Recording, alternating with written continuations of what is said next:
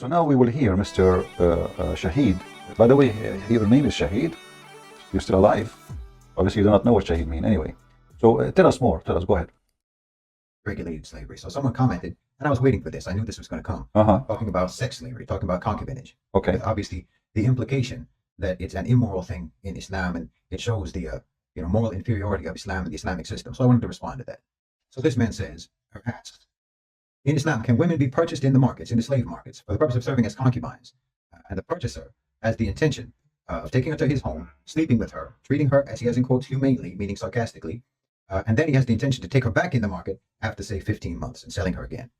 See, this is the type of comment that is absolutely perfect for illustrating the extent to which Westerners actually think that their concealment of reality, that their hypocrisy, that that's supposed to actually be somehow convincing to the rest of the world. The fact of the matter is that they can actually be in the gutter and claim the moral high ground.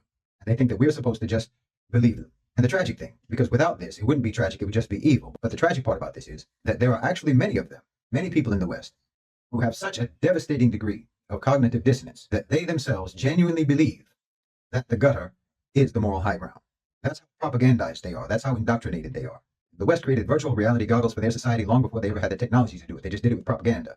For anyone in the West to take a holier-than-thou position or attitude or tone with regards to the legality of concubinage in Islam is like someone who's covered head to toe in filth, expressing disgust at someone who doesn't use hand sanitizer. I'm telling you, you can only think that we are ugly because you've never looked in the mirror. So look at yourself. Look at your societies. You have legal prostitution across Europe. So you think that what?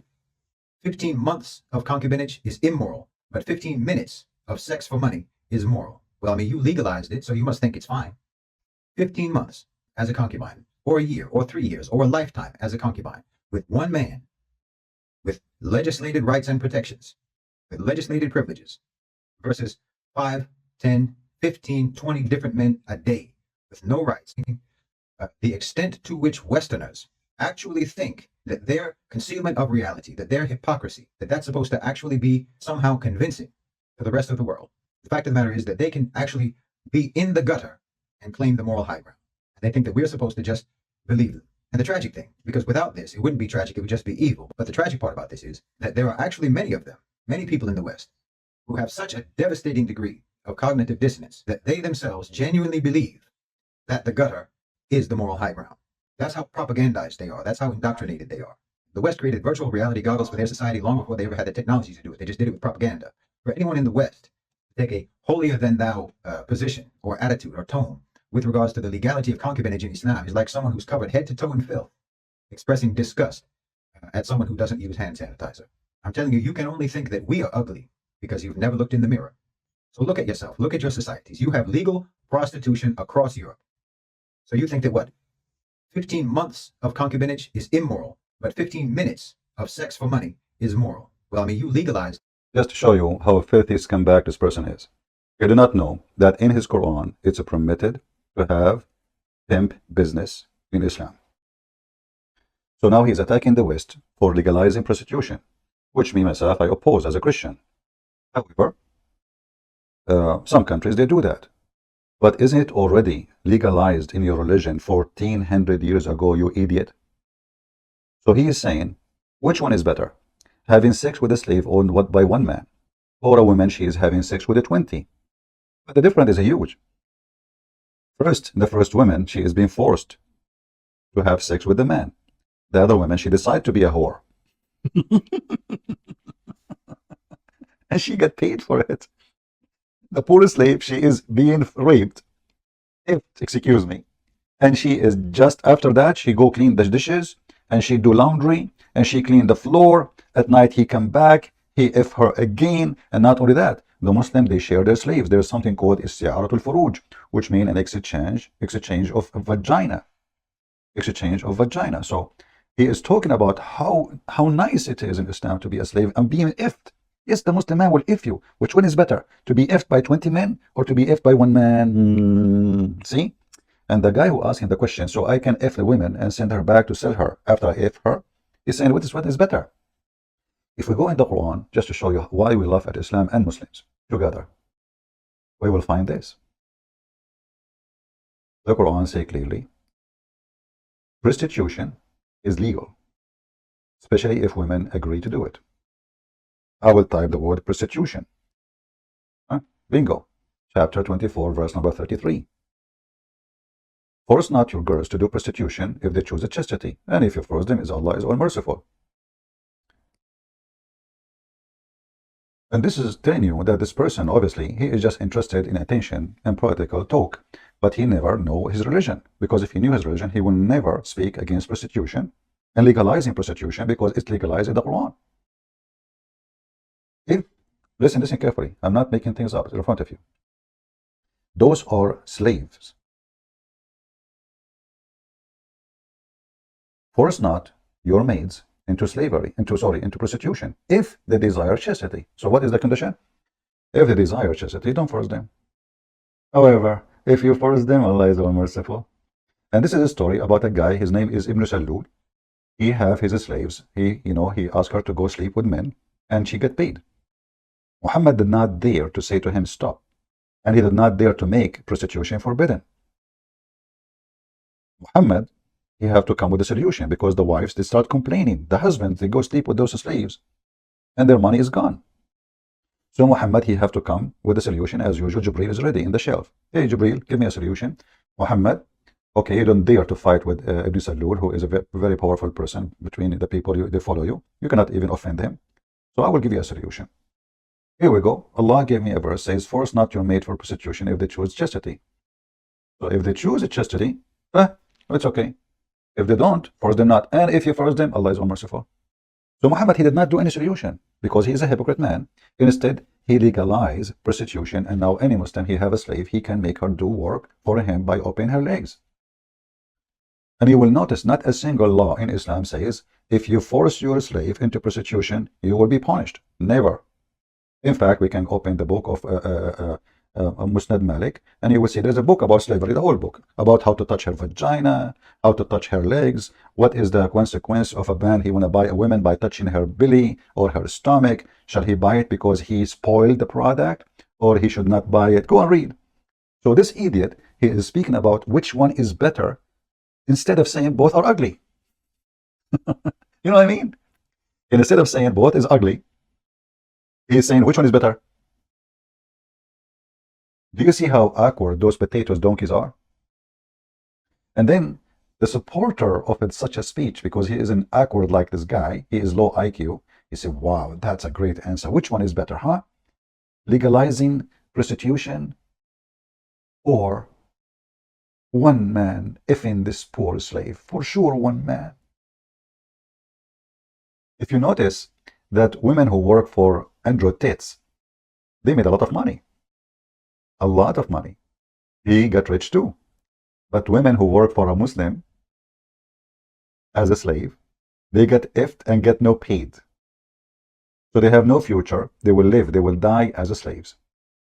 The man can exchange them. The man can sell them. The man can rent them. In fact, we know all of us that Muslim, they have something called muta. Muta is nothing but a rental, where a man, he can rent a woman. Now this guy, he will say to you, this is Shia. In fact, this has nothing to do with Shia, neither Sunni. This is Islamic teaching. It's in the Quran. If you search for rental in this page here, you will see right away that the Muslims agree that muta is nothing but form of rental, where a man, he rent a woman for the purpose of using his vagina, her vagina.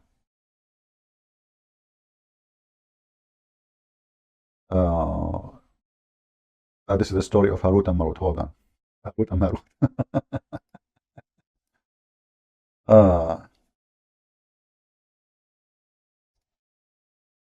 So do you see, they school you about morality and which one is better. This guy, he just keep talking against the West, but if he cannot live outside the West for a minute, they will arrest him, they will torture him, they will kill him if he live in the Middle East.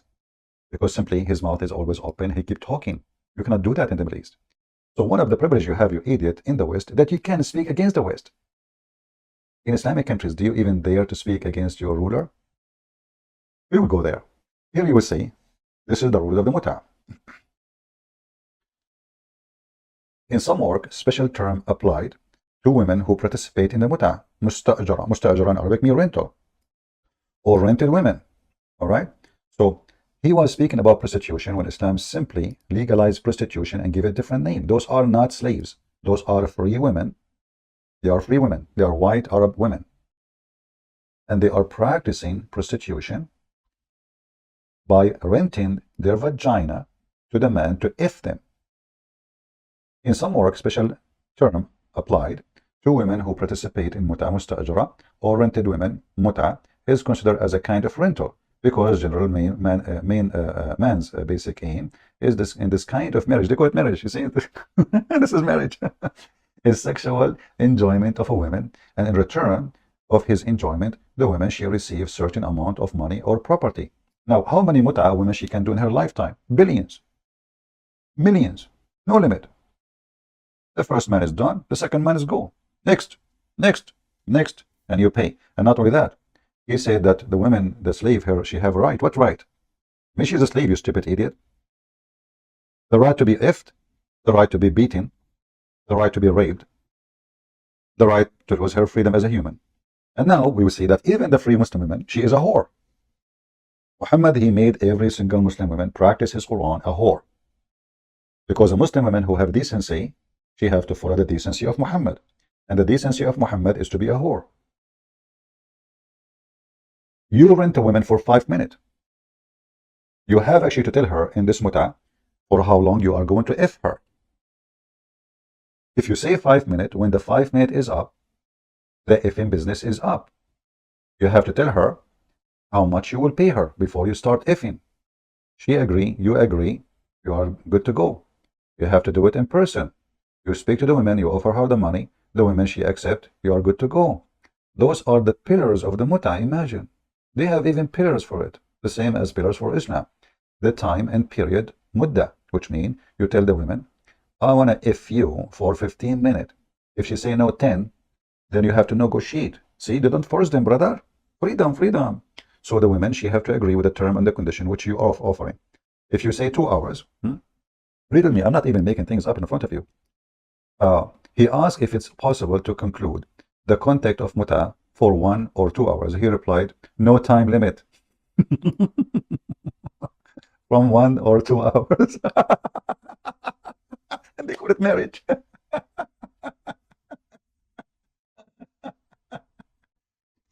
So you see the hypocrisy is attacking the West. Oh, hold on. He was defending Taliban.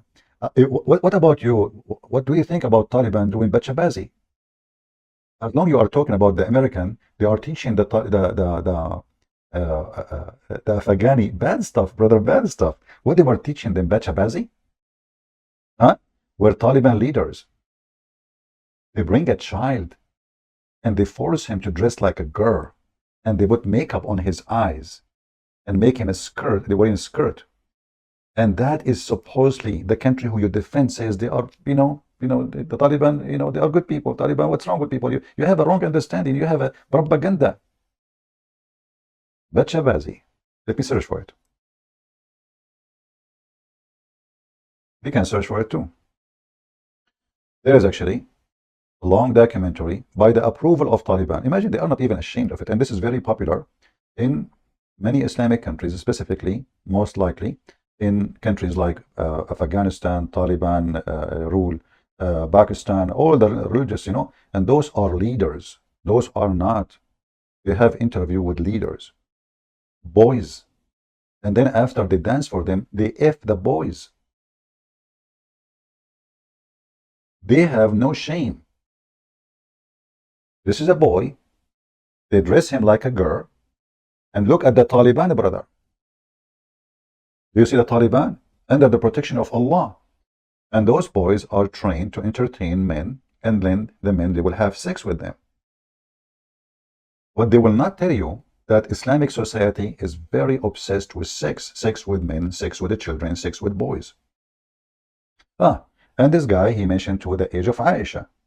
And he mentioned the age of a children's marriage of a children is in USA. He said in USA there is 500,000 child marriage, which is, number is not really accurate, because they consider child marriage anyone is under the age of 18.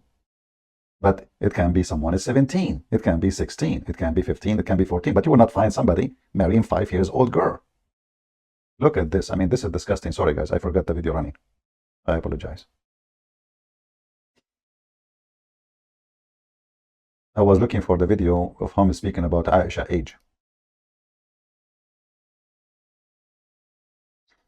And this guy, but let me see if I can find his video about Aisha before we go. I mean, what I would say, I mean, there's endless stories about this person. This person is a joke.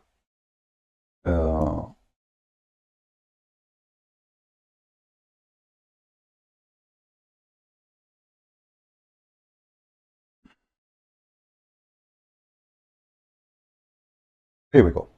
The marriage of Aisha.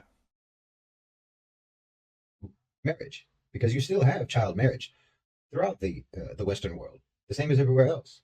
I mean, child marriage is legal in almost half of the states in America. In some states, you need parental consent, and in some states, there's not even a minimum age. It's the same in Europe. So you don't want adults and minors to fornicate with each other, but it's okay if they marry each other. That's your position. I mean, there's been about 500,000 marriages between adults and minors in the United States. You see, what he don't tell you, that when they say minor marriages, they're not talking about someone is 5 years old.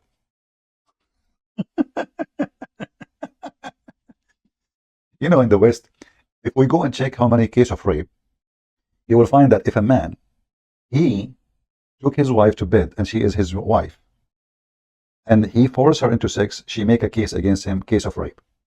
She's a wife. That is a rape. In Islamic world, who is the woman who dare to say that? Because simply his right to rape her. She's his wife, she's lawful, or even his slave. And he mentioned that you can have sex with a slave, you rape the slave.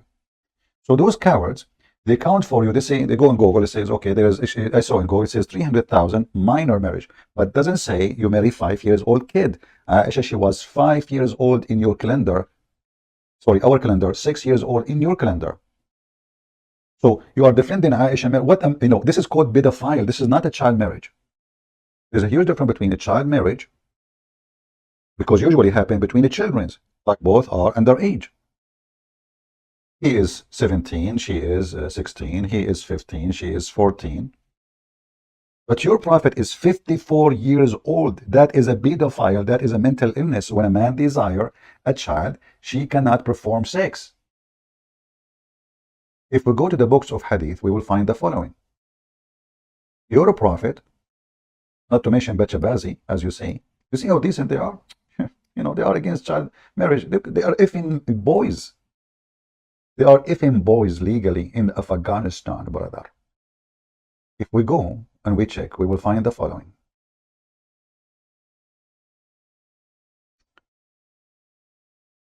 How big the body of Aisha? Let us say she was maybe 5, but she was big. Maybe. You never know. No. The hadith expose Muhammad. She was so little to the point her mother, she was forcing her to eat food to gain weight so she can be ifed. Let us see.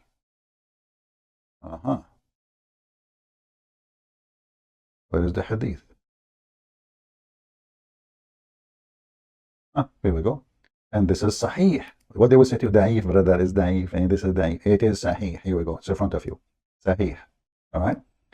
My mother, Aisha, she said, intended to make me gain weight to send me to the house of the Messenger of Allah, but nothing which she desired benefited me.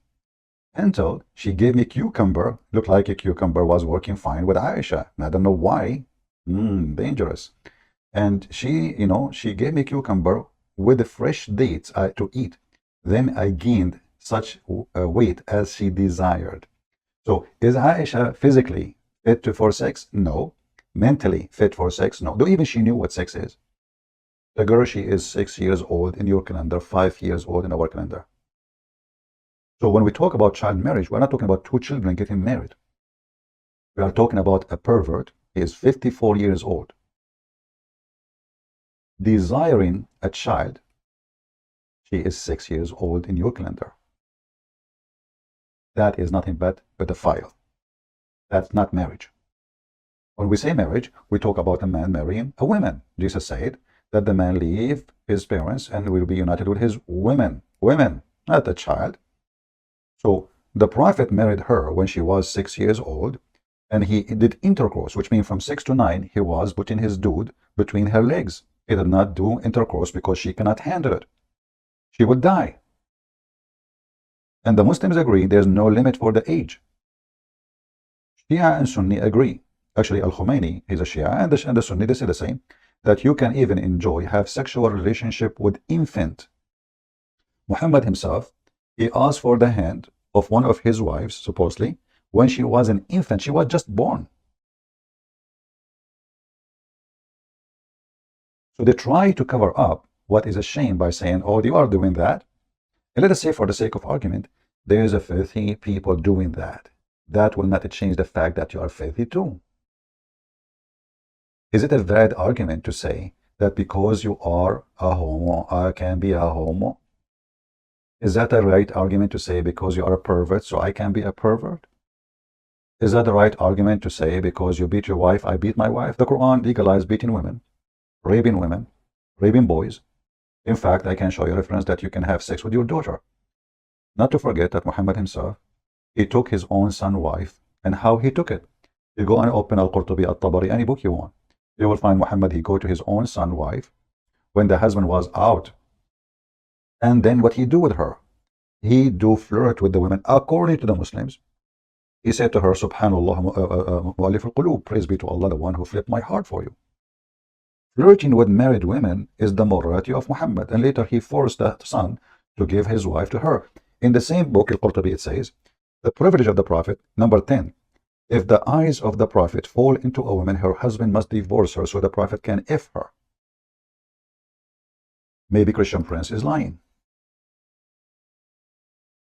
Christian Prince, do you have a proof?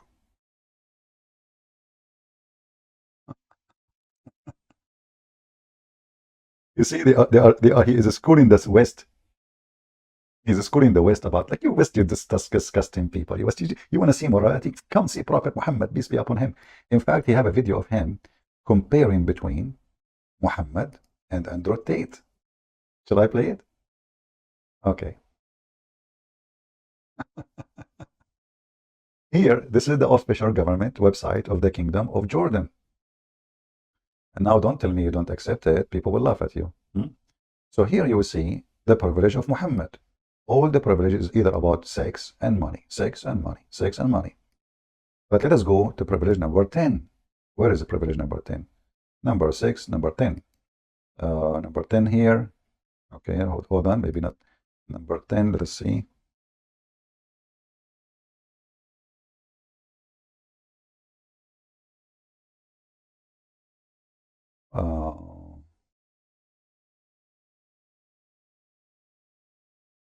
Here we go.